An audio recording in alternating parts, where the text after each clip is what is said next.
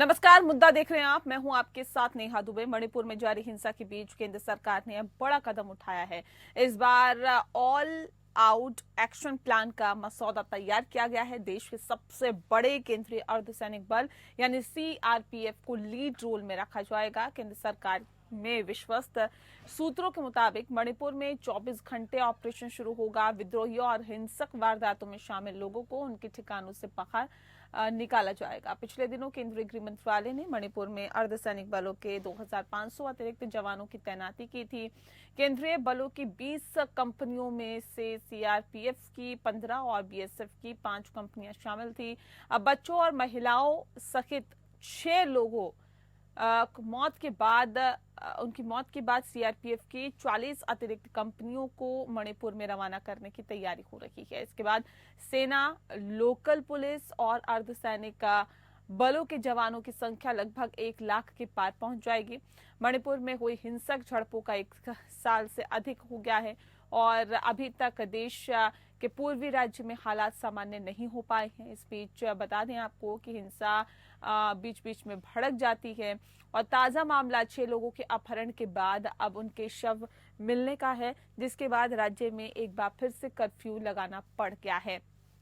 बता दें कि मणिपुर में 7 नवंबर से लेकर अब तक लगभग 20 लोगों की मौत हो चुकी है और राज्य के विभिन्न हिस्सों और राज्य के विभिन्न आपको बता दें कि हिस्सों के अंदर हिंसा की और आगजनी की वारदातें हो रही है। गुस्से में आए लोगों ने मुख्यमंत्री एवं 10 विधायकों के घरों को भी नहीं बख्शा है।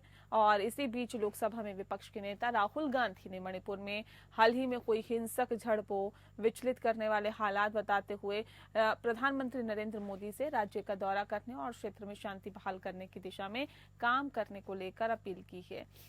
जिरीबाम में हुई गोलीबारी और उसमें एक युवक की मौत पर मणिपुर सरकार ने सख्त रुख अपनाया है और सरकार के गृह विभाग ने वरिष्ठ पुलिस अधीक्षक युद्धक नेक्टर सांजेन बाम को जिम्मेदारियों से मुक्त करने का फैसला किया है।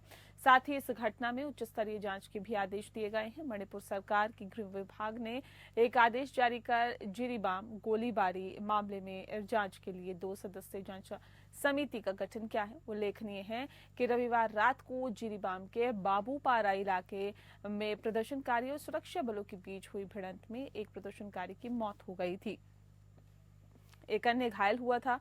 प्रदर्शनकारी की मौत गोली लगने से हुई थी।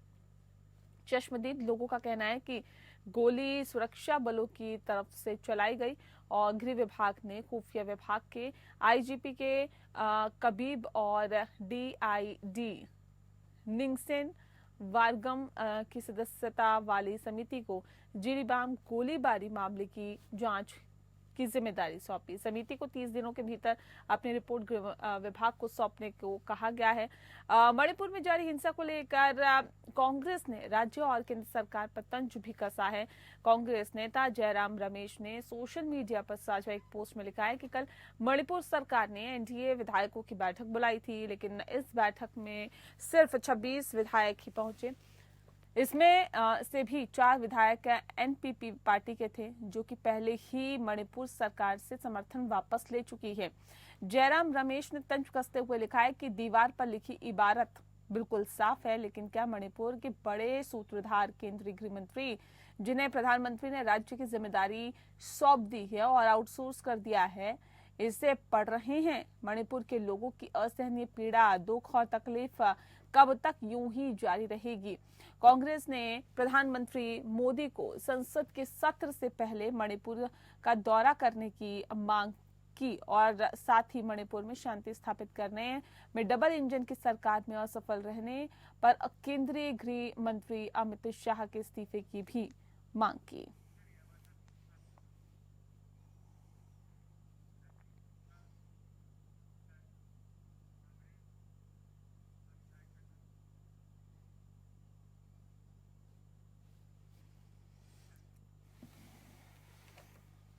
और चलिए इस विषय पे तफसील से चर्चा करेंगे। एक खास मेहमान हमारे साथ मौजूद है, उनसे आपका परिचय करा देते हैं। इस वक्त हमारे साथ रत्नेश मिश्रा जी हैं, नेता है भारतीय जनता पार्टी के। सर बहुत स्वागत है आपका। डॉक्टर सुमित गर्ग जी हमारे साथ जुड़ गए हैं, प्रवक्ता है कांग्रेस पार्टी के। आपका स्वागत है सुमित जी। और साथ ही साथ कर्नल दिनेश शर्मा जी हमारे साथ जुड़ गए हैं, रक्षा विशेषज्ञ हैं। सर आपका भी बहुत बहुत स्वागत है। इस खास कार्यक्रम की शुरुआत रत्नेश मिश्रा जी आपके साथ करते हैं। सर क्या वजह है कि अभी भी मणिपुर में हिंसा रुकने का नाम नहीं ले रही, थमने का नाम नहीं ले रही?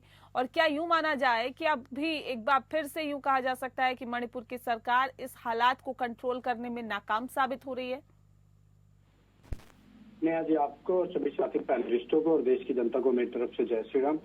देखिए नेहा जी, पूर्वोत्तर सदैव भारत का एक संवेदनशील क्षेत्र रहा है और वहां पर ऐसे तमाम सारे संवेदनशील हिंसा के तत्व पैदा हुए जिनको पिछली सरकारों ने संरक्षित किया, पोषित किया या उनको नजरअंदाज किया। अभी जो कल परसों की जो घटना है उसमें हमारी सरकार ने तुरंत ही संज्ञान लेते हुए संबंधित वरिष्ठ पुलिस अधीक्षक रैंक के अधिकारी को सस्पेंड किया है और एक 2 सदस्यीय जांच कमेटी बनाई है जो हुई हिंसा की जांच करेगी और उसके जो भी दोषी होंगे उनको जो सजा दिलाने का काम करेगी। अब नेहा जी देखिए, हमारे लिए मणिपुर पिछले 1-1.5 साल से जब से वहां पे हिंसाएं लगातार हो रही हैं, हमारी केंद्र की सरकार और प्रदेश की सरकारें लगातार हिंसा को रोकने के लिए प्रयासरत है। और कोई भी सरकार हो, चाहे वो किसी भी दल की सरकार हो, वो कभी ये नहीं चाहती कि उसके राज्य में किसी भी प्रकार की कोई जातीय, धार्मिक या सांप्रदायिक हिंसा हो। ये तो कांग्रेस पार्टी और जो बाकी विपक्षी दल है वो विपक्ष में उनका काम है आरोप लगाना, प्रधानमंत्री पर आरोप लगाना, मुख्यमंत्री पर आरोप लगाना। लेकिन हमारी केंद्र और राज्य की दोनों सरकारें पूर्वोत्तर को लेकर काफी सेंसिटिव हैं। चाहे वो 2015 में हमारी सरकार आने के बाद तमाम सारे नागा और अन्य विद्रोही तत्वों को हमने वहां पर डिलिमिटाइज किया है, उनको एलिमिनेट करने का काम किया है। तमाम सारे जो नक्सलवादी और उग्रवादी संगठन और माओवादी संगठन हुआ करते थे जो म्यांमार या फिर भूटान की सीमाओं से ऑपरेट करते थे, वहां की सरकारों के साथ हमने कोऑर्डिनेट करके उनको एलिमिनेट करने का काम किया है। धीरे धीरे मणिपुर में भी जो भी अराजक तत्व है, जो भी ऐसे संगठन है जो मणिपुर की शांति एवं व्यवस्था के लिए खतरा बन रहे हैं, हमारी सरकार उनको भी चुन चुनकर एलिमिनेट करेगी। थोड़ा समय लग रहा है, हम इसको मानते हैं, लेकिन मणिपुर और देश की शांति और व्यवस्था हमारे नेता माननीय प्रधानमंत्री नरेंद्र मोदी जी के लिए प्राइमरी सब्जेक्ट है। बाकी दल राजनीति करे, राजनीति करना उनका काम है, लेकिन हम मणिपुर को शांति देने के लिए और मणिपुर के लोगों को एक समृद्ध और सुखी जीवन जीने के लिए प्रतिबद्ध है।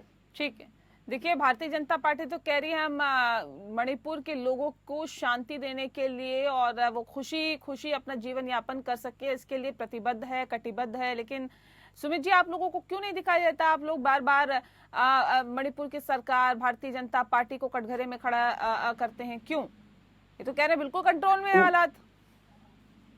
नेहा जी नमस्कार। जी नमस्कार सर। नेहा जी, आपने, मैंने और पैनलिस्ट ने और तमाम आपके दर्शकों ने अपने जीवन में एक कहावत जरूर सुनी होगी कि जब रोम अग्निशिखाओं के बीच था, शासक नीरो वीणा बजा रहा था, तो ये सोच के लगता था कि वो कैसा काल रहा होगा, वो कैसा शासन रहा होगा।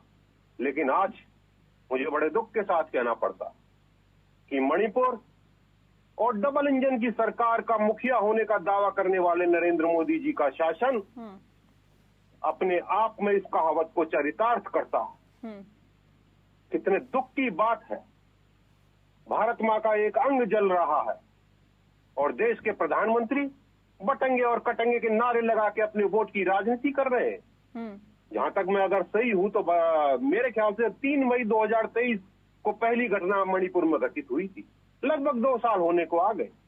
प्रधानमंत्री जी का हवाई जहाज पूरी दुनिया में उड़ लिया, लेकिन उन्हें अगर कहीं रास्ता नहीं मिला, एयर क्लियरेंस नहीं मिला उनके हवाई जहाज को, तो वो मणिपुर का कितने दुख की बात है।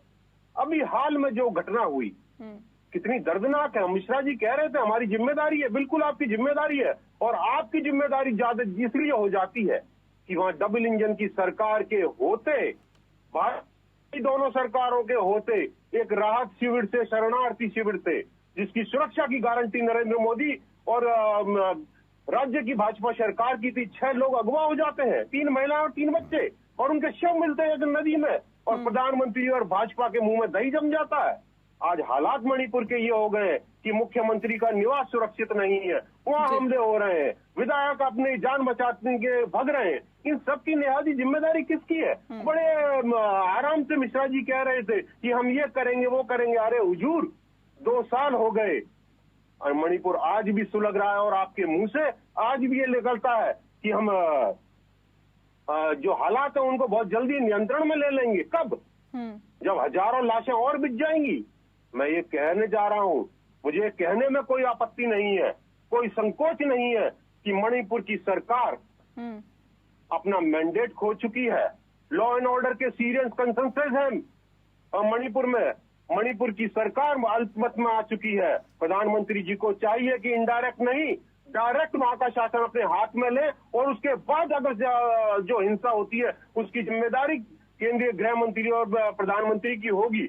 और जितना जल्दी हो सके मणिपुर में राष्ट्रपति शासन लगाए, भंग करे, और अगर कोई और कोएलिशन आता है तो उसको सत्ता की जिम्मेदारी दे और उसको शासन करने की अनुमति दे। लेकिन एक अल्पमत की सरकार जो किसी भी सूरत में आज मणिपुर के जनता की जान की, माल की हिफाजत नहीं कर पा रही है, उसे एक पल भी रहने मैं दिनेश जी का रुख करूंगी। अब दिनेश जी का रुख करूंगी, उससे पहले जल्दी से रत्नेश जी जवाब दे दीजिए। दिनेश जी, मैं आ रही हूँ, 1 सेकेंड। देखिए, अभी हमारे कांग्रेस के साथी बड़ी तेजी से बोल रहे थे। मैं तो बस इतना जानता हूं कि ये मणिपुर में 1993 में एक नागा कुकी संघर्ष हुआ था Neha ji.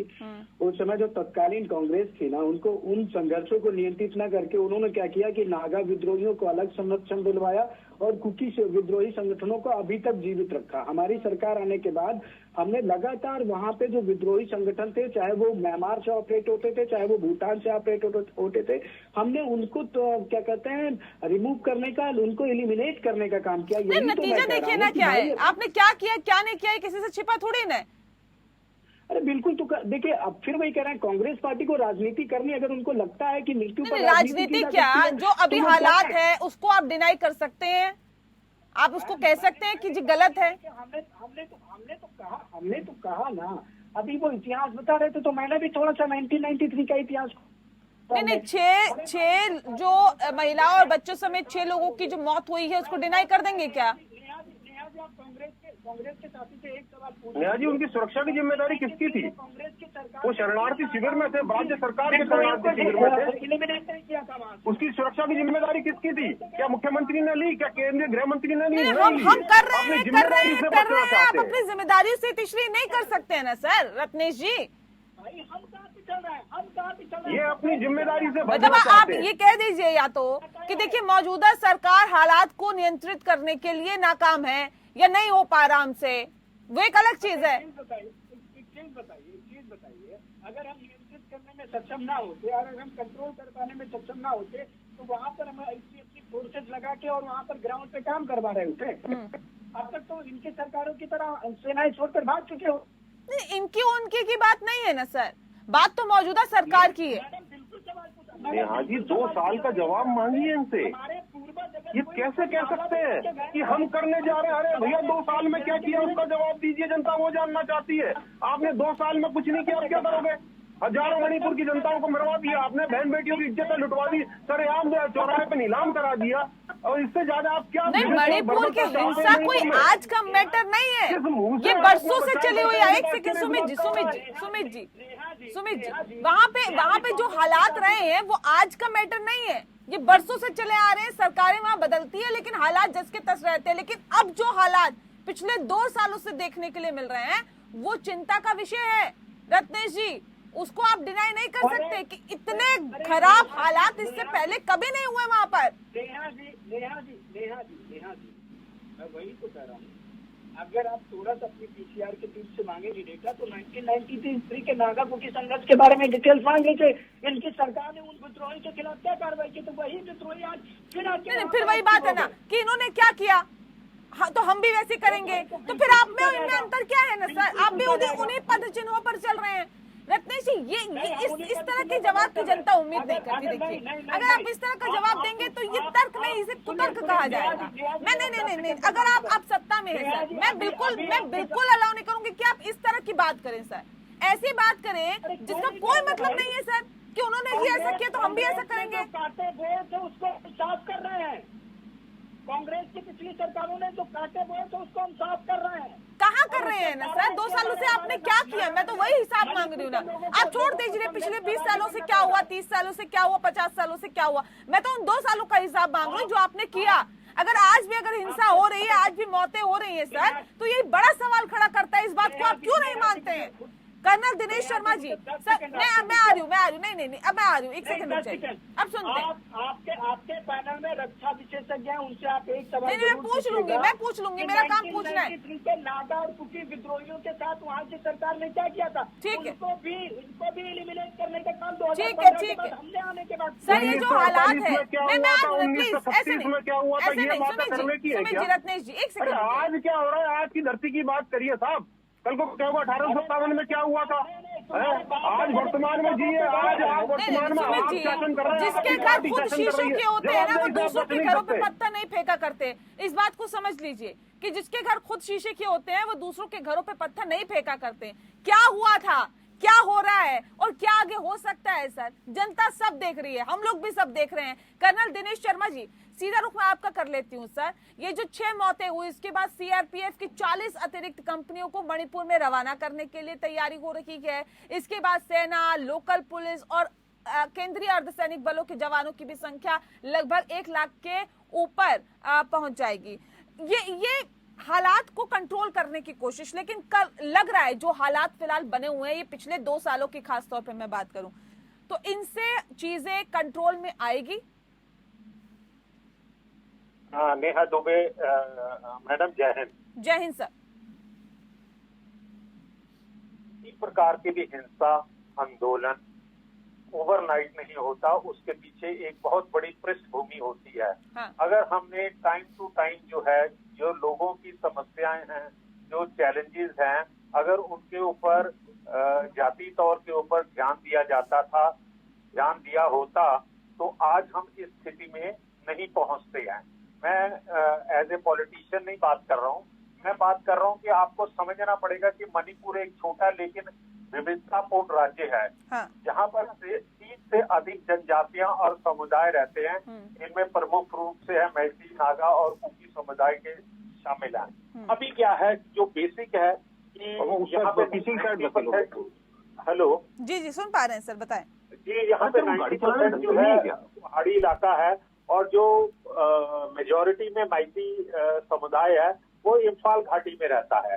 Over the period of time जो है ये मैती समाज की भी जो है, इनकी भी पॉपुलेशन बढ़ी है, इन्हें भी रिसोर्सेज की जरूरत पड़ी और इन्होंने भी आवाज उठाई कि हमें एसटी का स्टेटस मिलना चाहिए। बेसिक कारण जो है ये कन्फेडरेशन का जो है वो है कि अपनी जाति पहचान और रिसोर्सेज के अंदर कमी होने की आशंका। तो ये इन लोगों के जो चैलेंजेस जो इनके अंदर अविश्वास की भावना थी, उसको अगर ठीक समय के ऊपर उसको एड्रेस कर लिया जाता तो आज की पोजीशन ये ना होती। दूसरी बात है कि आपका जो है म्यांमार के साथ तकरीबन 1600 किलोमीटर का जो है ओपन बॉर्डर है। म्यांमार में भी इस कम्युनिटी के लोग बाग, जो कुकी समाज के लोग बाग हैं, वो वहां रहते हैं, तो फ्रीली जो है वहां से यहाँ का मूवमेंट आ रहा है।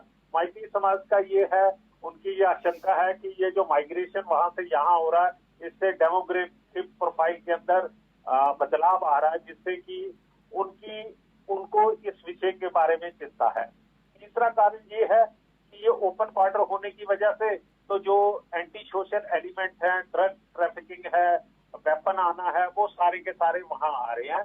इन सब का हल ये है, ये बड़ी एक जटिल समस्या है, इसका हल करने के लिए आपको जो है ये जो आरक्षण और एसटी का दर्जा जो है उसको आपको रीडिफाइन करना पड़ेगा। भूमि अधिकार जो है, एसटी समुदाय को पहाड़ी इलाकों में भूमि खरीदने का अधिकार है, लेकिन मैती समाज को इसकी अनुमति नहीं है। इस तनाव को भी आपको एड्रेस करना पड़ेगा। हाँ। दूसरा जो है अवैध मूवमेंट और मादक पदार्थों की तस्करी जो मणिपुर की सीमा म्यांमार से लगी हुई है और वहां से ये जो ड्रग ट्रैफिकिंग हो रही है, इसको हमें एड्रेस करना पड़ेगा। कुछ राजनीतिक और प्रशासनिक सुधार लाने पड़ेंगे जिससे कि दोनों कम्युनिटी के अंदर एक प्रकार का विश्वास पैदा होता है। आज की तारीख के अंदर दोनों कम्युनिटी, जो मेजर कम्युनिटी है, उनमें एक प्रकार का अविश्वास है। तो हमें वो जो अविश्वास की खाई है उसको थोड़ा पाटना है, ताकि दोनों कम्युनिटी जो है वो एक दूसरे के ऊपर विश्वास करे और एक प्रकार की भाईचारे की भावना इसमें पैदा हो। थर्ड पॉइंट है कि दोनों समाज के लोगों के जो बुजुर्ग नेता हैं, इन्फ्लुएंशियल पर्सन हैं, उनको संवाद के लिए एक टेबल के ऊपर लाइए, क्योंकि जो हर कम्युनिटी के जो बुजुर्ग नेता, जो लोकल नेता हैं, उन्हें ग्राउंड रियलिटीज के बारे में पता है। जब ये संवाद आपस में होगा, एक प्रकार का विश्वास पैदा होगा, तो उससे ये घटनाएं जो है वो कम होंगी और शांति ला सकते हैं। एंड नेहा दुबे, मैं लास्ट में मैं बता देता हूँ, फोर्स जो है, मैं खुद सेना में रह चुका हूँ, फोर्स जो है वो एंटी सोशल एलिमेंट्स को जहाँ उपद्रवकारियों को दबा सकती है, लेकिन फोर्स जो है, जहाँ आर्म्ड फोर्सेस जो हैं, वो किसी चीज का सलूशन नहीं है, वो स्थिति को कंट्रोल में ला सकते हैं। उसके बाद जो है, जो सामाजिक और राजनीतिक संस्थाएं हैं, उनको ये सॉल्व करना पड़ेगा। जी नेहा दुबे मैडम। ठीक है रत्नेश जी, देखिए फोर्स को तैनात करके आप फौरी तौर पर राहत पा सकते हैं कि चलिए फौरी तौर पर नियंत्रण स्थिति में हो गया, लेकिन ये जो समस्या है इसको जड़ से खत्म करने के लिए रणनीतिक तौर पर, हर तौर पर आपको आगे आना होगा। उन तमाम चीजों पर अभी कुछ कमियां हैं, जिस बात का जिक्र अभी दिनेश जी कर रहे थे, उन कमियों और खामियों को दूर करने के लिए क्या आप लोगों ने अभी तक किया? देखिए नेहा जी, केवल मणिपुर को ही लेकर नहीं, पूरे पूर्वोत्तर को लेकर जो भी, चाहे वो नागा विद्रोही संगठन रहे हों, चाहे वो कुकी विद्रोही संगठन रहे हों, चाहे वो म्यांमार और भूटान से ऑपरेट होने वाले उग्रवादी संगठन रहे हों, उनको एलिमिनेट करने के लिए हमारी केंद्र सरकार ने लगातार बातचीत की है। और हमने तो समझौते भी करवाए थे विद्रोही संगठनों को मिलवाकर कि पूर्वोत्तर में किसी प्रकार की हिंसा नहीं होगी। और पूर्वोत्तर के लिए आपसपा जैसे कानून जो वहाँ की पिछली सरकारों ने और केंद्र सरकारों ने पिछली वहां पर लगातार लगा के रखा, आपसपा को हटाने का निर्णय हमारी सरकार ने लिया। और हमने कहा कि हम आपको सैन्य शासन से मुक्ति दे रहे हैं, अगर आपको सैन्य शासन से कोई दिक्कत है तो वहां ढील दी जाएगी। और हमने मणिपुर, नागालैंड और मिजोरम और त्रिपुरा के बहुत सारे राज्यों क्षेत्रों से आपसपा को हटाकर वहां पर सिविल लॉज को इम्प्लीमेंट किया। तो पिछली सरकार ने तो सीधे सैन्य बलों के आधार पर ही वहां की सरकारों को, वहां की जनता को रूल किया। जो डेमोक्रेटिक, पॉलिटिकल और सोशल इंस्टीट्यूशंस का इन्वॉल्वमेंट होना चाहिए था, वो नहीं था। हमारी सरकार आने के बाद वहां पर पॉलिटिकल और सोशल इंस्टीट्यूशंस का इन्वॉल्वमेंट हुआ है, वहां पर हमने बातचीत की है, हमने नेगोशिएशंस किए हैं उनके साथ, और उसके बाद स्थितियों को बहुत सामान्य किया गया है। मणिपुर में जो ये अभी जो हिंसा भड़की है, इसको भी लेकर जो पॉलिटिकल और सोशल इंस्टीट्यूशंस है, उनके साथ लगातार हमारी राज्य की सरकार काम कर रही है, उनके साथ बातचीत कर रही है। अब कांग्रेस पार्टी अगर ये बात करे कि नहीं सीधे प्रधानमंत्री ही चला जाए, तो देखिए हर बात पे सोल्यूशन प्रधानमंत्री जी नहीं होते हैं। और जो अभी ये बटेंगे तो कटेंगे की बात नेहा जी कह रहे थे, यहाँ पर तो बटेंगे और कटेंगे कोई चित्र भी नहीं आता, कोई रेलेवेंस भी नहीं बनता है इस बात को करने का। लेकिन अगर इन्होंने कहा है तो भाई हम तो कह रहे हैं भाई बटेंगे तो कटेंगे, और एक रहेंगे तो एक रहेंगे, एक रहेंगे। प्रधानमंत्री के 15 दौरे हो रहे हैं, नहीं, जहाँ चुनाव है वहाँ प्रधानमंत्री के 15 दौरे हो रहे हैं, जहाँ ऐसे हालात हैं वहाँ प्रधानमंत्री का एक भी दौरा नहीं। सवाल तो उठेंगे ना, नहीं उठेंगे? मैं जवाब दे रहा हूँ, उसी बात पे जवाब दे रहा हूँ। हमारे क्या कहते हैं, जो राष्ट्रीय सुरक्षा सलाहकार अजीत डोभाल जी, उनकी विजिट होती है, रेगुलर विजिट होती है उनकी, और वो सीधे प्रधानमंत्री जी को रिपोर्ट करते हैं। तो ये कहना कि नहीं प्रधानमंत्री की उन स्थितियों पर दृष्टि नहीं है या उन स्थितियों पर प्रधानमंत्री तक सूचना नहीं है, ये बस केवल पॉलिटिकली क्या कहते हैं मिसगाइड किया जा रहा है कांग्रेस के द्वारा। और कांग्रेस जो मिसगाइडेड पॉलिटिक्स कर रही है, जो पब्लिक को मिसलीड करने की पॉलिटिक्स कर रही है, उसी का परिणाम है कि वो बेचारे हर चुनाव में हार जा रहे हैं। वो उत्तर से लेकर दक्षिण से लेकर पश्चिम से लेकर पूर्व तक सब जगह उनको हार का सामना करना पड़ रहा है। ये इसका क्राइटेरिया नहीं है ना, ये नहीं कह सकते कि इस वजह से ऐसा हो रहा है, उस वजह से ऐसा हो रहा है। सही इतिहास गवाह रहा है, किसी एक की सत्ता नहीं रही है, जनता हमेशा सत्ता पलट करती रही है, तख्ता पलट करती रही है। तो इसलिए ओवर कॉन्फिडेंट होना और ये कह देना कि जी हम ही हैं और हम ही हैं और हमारे सिवा कोई नहीं है, ये इस भ्रम में मत जी सर। मैंने बस इतना कहा कि जनता हमें लगातार आशीर्वाद दे रही है और देश में जनता ही सर्वोपरि है। कोई राजनीतिक घराना, कोई राजनीतिक नेता, कोई प्रधानमंत्री का नाती, कोई प्रधानमंत्री का पोता, कोई प्रधानमंत्री का बेटा, वो इम्पोर्टेंट नहीं है। देश की जनता इम्पोर्टेंट है और जनता हमको। सुमित जी, एक आखिरी कमेंट आपसे ले रही हूँ, क्या आप देश में भ्रम फैला रहे हैं? क्या मिस गाइड कर रहे हैं लोगों को? नेहा जी, मैं आपके सवाल का जवाब आदरणीय कर्नल साहब की 2 बातों को लेकर कर देता हूँ। कर्नल साहब ने कहा कि म्यांमार से चारों तरफ से तस्करी हो रही है। तस्करी कहाँ से हो रही है? कौन बॉर्डर को पा रहा है? कैसे कर पा रहा है? बॉर्डर की जिम्मेदारी किसकी है? सुरक्षा की केंद्र सरकार की है। कर्नल साहब ने कहा बिठा के बात करने की जरूरत है। वो बात कौन करेगा? देश का मुखिया करेगा, लेकिन मुखिया चाहता ही नहीं है। जहां तक भी मिश्रा जी ने कहा कि कांग्रेस ने ये किया, कांग्रेस ने किया, आदरणीय मिश्रा जी, आप अपनी विफलताओं की गेंद को हमारे पाले में फेंक के भाग नहीं सकते। ये आपकी जिम्मेदारी है मणिपुर के एक एक मणिपुरवासी की जान माल की हिफाजत करना। उसमें आपकी केंद्र की सरकार, आपका केंद्र का मुखिया नरेंद्र मोदी और आपकी प्रदेश की सरकार पूर्णतः विफल रही है। मणिपुर के मुद्दे पर आपको कुछ बोलने का नैतिक अधिकार नहीं है। प्रधानमंत्री जी को चाहिए कि इतनी विभिन्न घटनाएं होने के बाद अपने सारी राजनीति छोड़कर सबसे पहले मणिपुर में जाना चाहिए। मणिपुर के जो पीड़ित पक्ष है उनके साथ बैठना चाहिए, उनके साथ वार्ता करनी चाहिए, उनको उनके जो जख्म है उन पर मरहम लगाना चाहिए। पर मुझे दुख है, प्रधानमंत्री जी ऐसा नहीं करेंगे। वो नहीं करेंगे। नेहा जी, आज प्रधानमंत्री जी नहीं जा रहे, मैं बता देता हूँ कब जाएंगे। जिस दिन वहाँ पर वोट की सेज सजेगी, प्रधानमंत्री जी वोट की राजनीति करने मणिपुर जरूर जाएंगे और उस दिन मणिपुर की ये जनता प्रधानमंत्री जी को जवाब देगी। चलिए, जवाब जनता जरूर देगी, किसको देगी ये वाकई देखने वाली बात। बहरहाल बहुत शुक्रिया आप सभी मेहमानों का हमारे साथ इस खास चर्चा में शामिल होने के लिए। मुद्दा में फिलहाल इतना ही। नमस्कार।